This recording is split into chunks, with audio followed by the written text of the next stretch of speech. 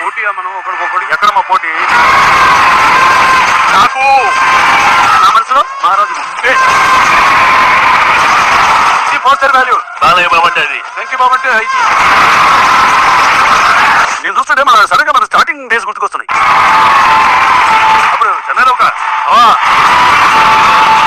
Super stars లా ఉన్నారు. 4 స్తంభాలు మన అనుకున్నావు. రాముడు మంచి బాలుడు. హలో, నేను కొమ్మ తీసిన అనుకున్నావా?